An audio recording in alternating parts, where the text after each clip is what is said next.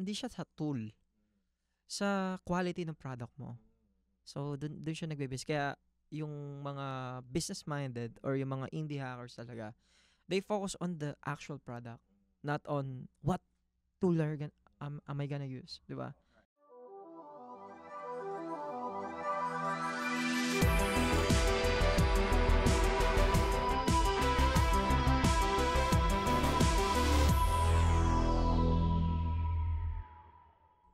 Welcome to Kaka Computer.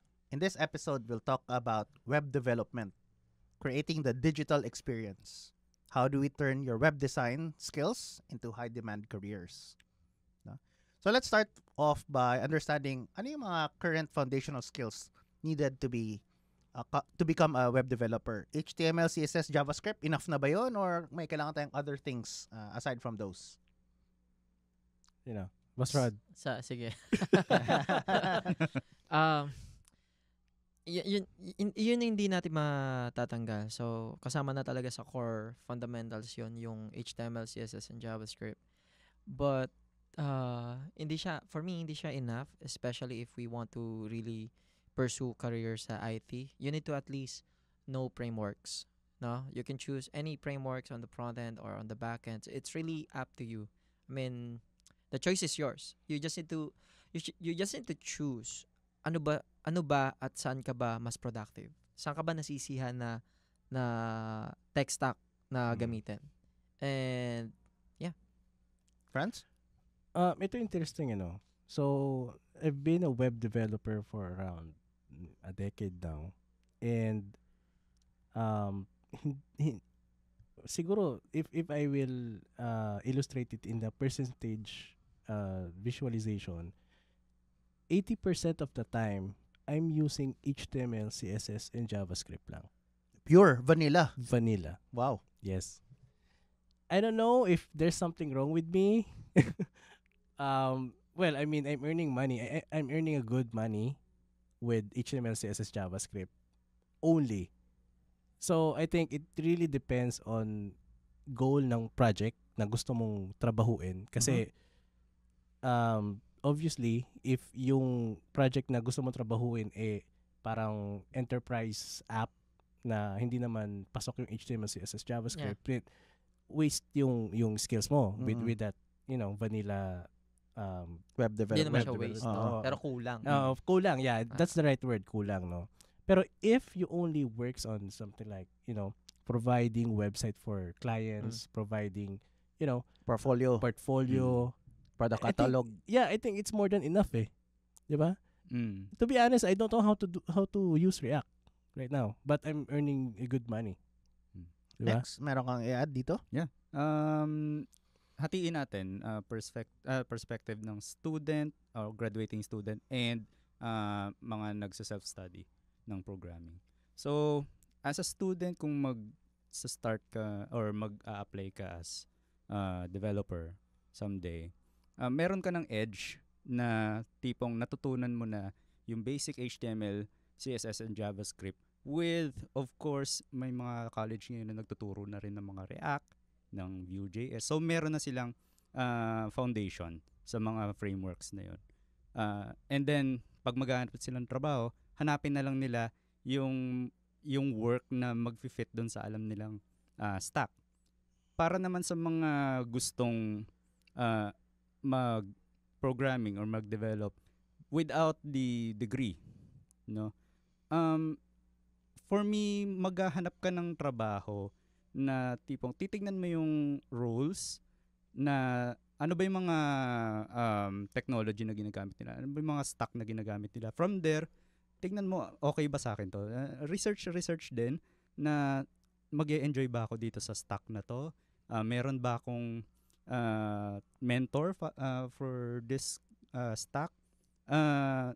Doon ka pumunta. As long as nag-e-enjoy ka doon sa gagamitin mo, go. Pero ito, may tanong ako sa mga hardcore coder talaga. Tulad ninyo. Tulad namin. Si Boss Ron.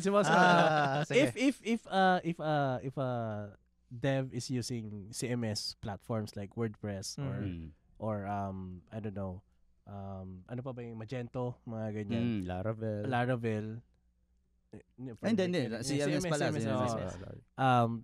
Are they still considered as developers? I think so. Siguro hindi lang kayo hardcore, pero you still a developer, web developer. Kasi nga you're building Website. diba? It doesn't, kasi the thing is, it doesn't matter what tool you use as long as you build the website. And if you can build the website, you're a web developer. That's it. Right. Yeah, as long as you know yung nangyayari at the back end na tipong yung feature mo, ano yung logic behind it, I think matatawag ka na ring developer. Right. Okay. And I think also because, alam natin merong mga CMS na yung mga what you see is what you get, no?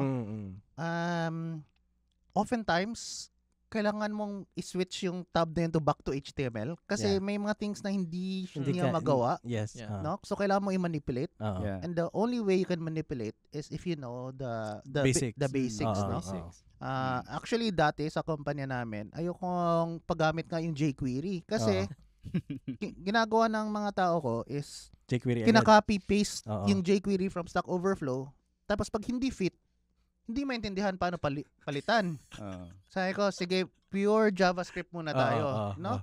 Wala rin comments yun. Oo, pure JavaScript. Kung kailangan mo set timeout ka. Gawa ka ng sarili mong animation, ganyan. And only time na kaya na nila yun, sige, pwede ka na mag-jQuery. So, kailangan mo yung good old days to. Sorry na, lumalabas yung age natin, no? Hindi, actually, ako, natutunan ko yung jQuery bago yung vanilla JavaScript. At the same time, natutunan ko yung CodeIgniter bago yung vanilla PHP. So, right. Kasi kailangan mo eventually manipulate, no? Kung beyond it na yung capabilities or hindi mo ma-change. So, go back to the basics. No? Super ano na ba? Super old na ba yung jQuery sa panahon ngayon? Oo naman. I mean, sa mga modern ngayon. Kasi may mga website kasi na still using jQuery, di ba? Yes, oo. I mean, hindi mawawala yun. So, may mga application talagang gawa sa jQuery at hindi na mawawala. Pero kasi, kaya nagkakaroon ng mga frameworks, no? Nandiyan sila Astro, sila Svelte, and so on. It's because the replacement ng jQuery. Yung pala yung argument, no? If I just want to create a simple website, do I need to use React? No, just HTML and CSS kasi simple website eh. That's it. And then you just actually pwede kang mag-vanilla lang. Vanilla JS. Kasi yung mga frameworks under the hood JavaScript yan eh. Diba? Ang nangyayari lang naman kaya may mga frameworks is may mga different kinds of DevX. Diba? Yung Dev experience. So mas mabilis kang mag-manipulate ng mga state, no? Mabilis ka magpalabas ng mga model and so on. Pero kasi pagka HTML and CSS lang, bare bones. Lahat ng implementation ikaw gagawa. So, yun lang yung difference niya. Pero if the question is, kung kaya ko ba mag-build ng application in just HTML and CSS, just JavaScript, kaya-kaya. If you know front-end masters, vanilla JS lang, walang front-end yan. Kasi I'm very exposed kasi dun sa mga millionaires na indie developers.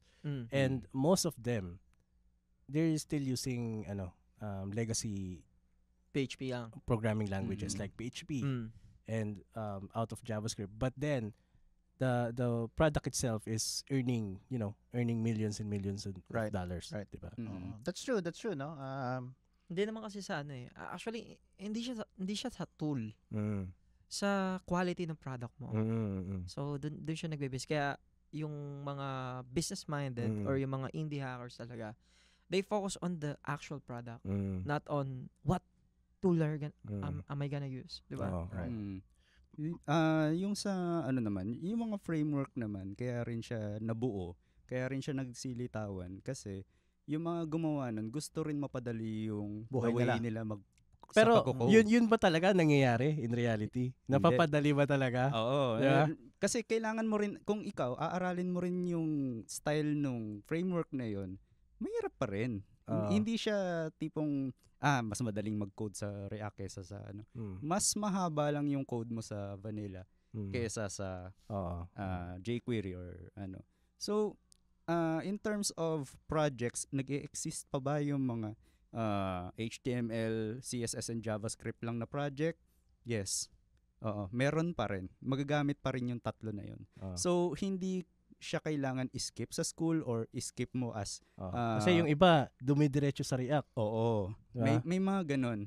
May mga nakikita ako na nasa React na sila but hindi Pero pa rin pag nila, pinag-code mo ng vanilla JavaScript, walang idea. Diba? Oo. Siguro if babalikan ko yung career ko, yun yung parang mali na ginawa ko. Inuna ko yung framework bago yung yung vanilla. fundamentals. I think eventually naman hindi mo siya mali, no? Marang it's different paths. Different But eventually you get Yes, oo. kasi Kasi back to nag-succeed basics. ka rin. So nag-succeed ka rin dun sa path na yun. at natutunan mo din yung basics eventually. Yes. Eventually. Mm. So I think it's time to thank our sponsor. Ever wondered what it takes to thrive in the world of IT? The Young CTO podcast is all about the journey of the IT professional, exploring the real stories, challenges, and milestones that shape a tech career. Dive into conversations about the tools, trends, and questions that matter most in the tech, IT, and cloud community. From crafting your first resume to mastering the latest tech stacks and preparing for leadership roles, this podcast unpacks the entire journey with expert insights and community-driven discussions. Available now on Spotify, Apple Podcasts, and all major platforms. Tune in to the Young CTO podcast and join a community that grows together.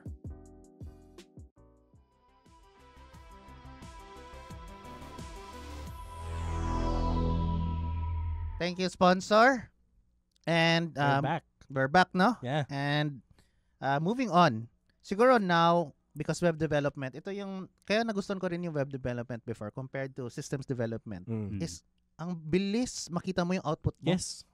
No? Kasi dati, gumagawa ka ng functions, etc., input ng data, output ng data, pero hindi mo ma-feel yung ano. Kasi walang visualization walang visualization. Ayun yung common meme, di ba? May meme na nagpe-present yung lahat ng gumawa ng logic backend, di ba? Yung lahat ng gumawa ng mga UI stuff and so on. Nung nagpe-present na sila, sa frontend, palakpakan, di ba? Yung nagpe-present na yung backend, puro data, ganito, ganyan. Mga tulog na. Kasi boring stuff Boring stuff Right. So our question is, now na yun nga, web development is very visual. How do you advise to build portfolios naman? Ako personally, at one point, may website ako about myself. Hindi ko na na-maintain, wala na, ganyan. No? Minsan nga, yung mga web development company, yung sarili ng website nila, yun yung wala. Totoo yan. Development. Minsan sira pa. Yun yung tagagawa. Yun yung huli ginagawa. yung analogy dyan, yung bahay ng karpintero. Di ba? Yung karpintero, gumagawa ng magandang bahay, pero yung bahay niya, di ba? Hindi maganda. Right. So, may advice ba kayo sa mga people who want to maintain or slowly build their portfolio? For me, ako na. For me, if you're not existing online, technically, you're not existing in terms of tech, 'di ba? So, if you don't have online presence, non-existent ka if you want to improve your career. So, start with your own website. So, marami namang free platform na pwede kang mag-upload ng website. But ako personally kasi bibili ka ng hosting ganyan tapos gagawa ka ng website mo. Actually WordPress lang yung website ko para mabilis lang. Hindi ko naman kailangan na gagawa ko ng very complicated things ganyan. Although pag may free time, 'yun, gumagawa. Pero as simple as one page, 'di ba? That's the very importance ng portfolio. Take it as your simplest portfolio. So, ako naman, for the portfolio, agree ako dun sa sinabi mo kanina to have a website. But if you want to, kumbaga, extend na tipong gusto mong makuha yung work with a portfolio, with your website, sa mga HR natin ngayon, maganda sa kanila, parang may study or may article ako nabasa na mas maganda if meron kang blog about yung stuff na ginagawa mo, more, for example, coding. Kasi nakikita nila doon if alam mo yung ginagawa mo. Alam mo yung trabaho, alam mo yung nangyayari sa tech industry. If wala ka namang privilege na ganun, talagang from zero ka na estudyante na kakagraduate lang and wala pang portfolio, based sa mga hinahire namin before, okay na yan na meron kang portfolio from school projects, kahit mga simple lang. As long as functional, as long as presentable, okay lang yun. And if may chance ka or may opportunity ka habang student ka na makagawa ng isang project na ginawa mo or website or app na ginawa mo habang estudyante ka, go. Kunin mo yun kung kaya mo naman. Dagdag sa portfolio mo yan after mo makagraduate. No? Yun yung magiging edge mo. No? Sa akin, siguro for you guys, kung gusto nyo mag-start na gumawa ng portfolio, for the beginners, for me, it's really essential if you create your own website. Kasi yun yung parang first step po talaga eh. Show us what ano yung pinaka-capability mo sa pag-build ng web, no? Pwede kang gumawa ng website mo, show some animation, how will you sell yourself dun sa website mo mismo? Are you gonna post your mga personal project as well? And then, having a website is not enough. Especially kung web developer kayo. You need to have GitHub. No, it's a must. Kasi dun malalaman kung ano ba yung mga tinker nyo, no? Ano ba yung mga ginawa ninyo. And then lastly, ano ba yung GitHub. Lastly, yung LinkedIn nyo. Kasi yun yung parang mga baby step eh. Yun yung mga kailangan nyong gawin. Pero, actually, once na maging experience na kayo, having a website is not really required. Having credential on the GitHub, especially kung magiging hardcore software engineer kayo, having GitHub and also LinkedIn, and if you can build a personal brand as well, like magiging magbablog ka ba like yung sinabi mo, no? Na pwede kang mag-vlog, pwede kang mag-video ng programming. Yun yung mga portfolio na pwede mong ipakita. Kahit wala kang website. Pag ako nag-apply ako, wala akong website. Dati meron kasi yun yung pinakauna kong pan-setup eh. Pero ngayon, no need na. Kasi established na yung na. May testimonials ka na. Pagka pumunta sila sa LinkedIn ko, okay, nagbablog to, ganito, ganyan. Ito yung mga experiences niya. And then, ayun na. I mean, pero ang pinaka-baby step talaga is build your own website first. Minsan may mga estudyante correct, nagtatanong, anong project po gagawin ko? Yung website Site mo. Diba? Tama. Tsaka problem din na tipong as student, paano ko magkakaroon ng website? May bayad yun. Though may mga free hosting, pero yes, GitHub is Free rin yun. Meron din enough. doon. Parang meron nakikita ko yung domain na GitHub pages. Enough na yun. Kung ayaw mo nang talagang i-host mo. Right. So, siguro fast take na lang, no? Fast take. Fast talk pala. Fast talk, no? What do you think web development looks like 10 years from now? Especially now na may parang mga AR, VR, wearables, no? Meron pa rin bang web development? Or paano siya kaya mag-evolve? Ako siguro muna. So, I think this is very interesting, no? 10 years from now. Fast talk. What I can see is lahat ng mga web development is meron ng AI. So, parang mix na siya ng parang wala na yung parang sobrang hardcore ka lang na coder. Hindi na siya mag-exist.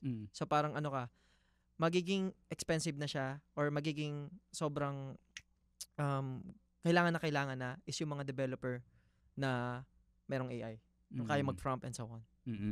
So, sa akin naman, bukod sa AI, yung mga may hirap na features ng website before, like mga dinadagdag natin animations, may hirap i-code, mas madali na 10 years from now. Ako naman, 10 years from now, ang web development ay one prompt away. So, ipoprompt mo na lang siya, I need a website, create a website with this niche, and then ito yung mga assets ko, and then boom, may website ka na. Right? That's it.